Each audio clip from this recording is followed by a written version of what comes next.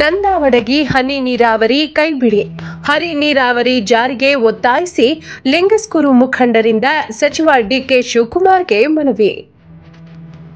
ಹನಿ ನೀರಾವರಿ ಯೋಜನೆ ಜಾರಿ ತರಲು ಆಗ್ರಹಿಸಿ ಉಪಮುಖ್ಯಮಂತ್ರಿ ಡಿಸಿಎಂ ಡಿಕೆ ಶಿವಕುಮಾರ್ ಅವರಿಗೆ ಲಿಂಗಸ್ಕೂರು ತಾಲೂಕಿನ ಮುಖಂಡರು ಮನವಿ ಪತ್ರ ಸಲ್ಲಿಸಿದರು. ನಿಯೋಜಿತ ನಂದಾವಡಗಿ ಏತ ನೀರಾವರಿ ಯೋಜನೆಯ ಮೂಲಕ ಈಗಾಗಲೇ ರೈತರ ಜಮೀನುಗಳಿಗೆ ಹನಿ ನೀರಾವರಿ ಯೋಜನೆ ಅನುಷ್ಠಾನಕ್ಕೆ ತರಲಾಗಿದೆ. ಈ ವ್ಯವಸ್ಥೆಗಾಗಿ ಇಲ್ಲಿನ ಶಾಸಕ ಮಾನಪ್ಪಾಡಿ ವಜ್ಜಲ್ ಅವರು ಸಾಕಷ್ಟು ಶ್ರಮ ವಹಿಸಿ ಅನುಷ್ಠಾನ ಮಾಡಿದ್ದಾರೆ.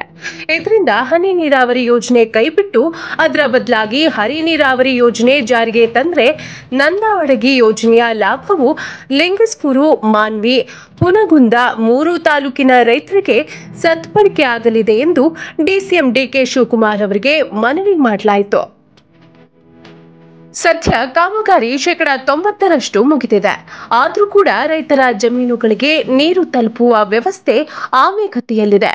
ತಕ್ಷಣವೇ ಸರ್ಕಾರ ಎಚ್ಚೆತ್ತುಕೊಂಡು ಹನಿ ನೀರಾವರಿ ಯೋಜನೆಗೆ ಸಹಕಾರ ನೀಡಬೇಕು ಎಂದು ರಾಯಚೂರು ಕೊಪ್ಪಳ ವಿಧಾನ ಪರಿಷತ್ ಸದಸ್ಯ ಶರಣಗೌಡ ಪಾಟೀಲ್ ಬಯ್ಯಾಪುರ ಹಾಗೂ ಸಿಂಧನೂರು ವಿಧಾನಸಭಾ ಪರಿಷತ್ ಸದಸ್ಯ ಬಸವನಗೌಡ ಪಾಟೀಲ್ ಬಾರ್ದಲಿ ರಾಜ್ಯದ ಉಪಮುಖ್ಯಮಂತ್ರಿ ನೀರಾವರಿ ಸಚಿವ ಡಿಕೆ ಶಿವಕುಮಾರ್ ಅವರಿಗೆ ಲಿಂಗಸ್ಕೂರು ರೈತ ಹೋರಾಟಗಾರರ ಮುಖಂಡರ ಮೂಲಕ ಸರ್ಕಾರದ ಮೇಲೆ ಒತ್ತಡ ಹಾಕಿ ಮನವಿ ಸಲ್ಲಿಸಿದರು.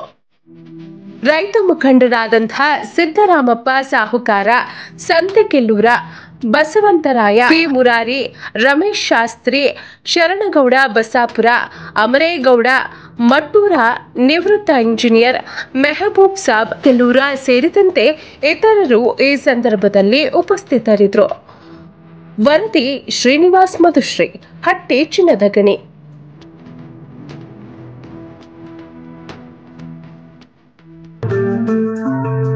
ಆರ್ಟಿವಿ ಕನ್ನಡ, ಚಿನ್ನದ ನಾಡಿನ ಕನ್ನಡಿಗರ ಧ್ವನಿ. ನಮ್ಮ ಚಾನೆಲ್ ವೀಕ್ಷಿಸಿದ ನಂತರ ಲೈಕ್ ಮಾಡಿ, ಶೇರ್ ಮಾಡಿ, ಸಬ್ಸ್ಕ್ರೈಬ್ ಮಾಡಿಕೊಳ್ಳಿ.